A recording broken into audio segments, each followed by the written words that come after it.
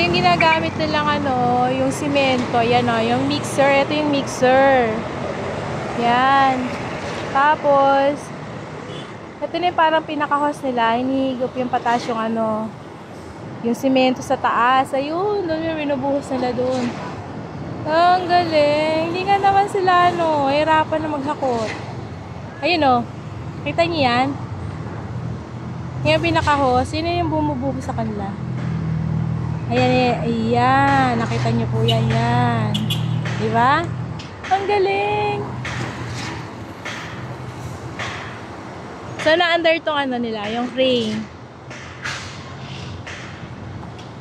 Lakas ang hangin sa taas, oh. Ang galing, oh. Bumubuhos yung simento doon. Oo nga naman, oh. Kung gaano kataas yan, ilang palapag na yan. May basement na yan sa ilalim, ah. Basement. Second, third. Oh, pinapalatadahan nila yung taas.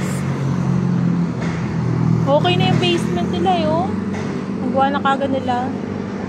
Ang galing naman yan, oh. Buhos-buhos ng ano. Ito yung mixer ng ano, semento, oh. Galing. High-tech na talaga ngayon.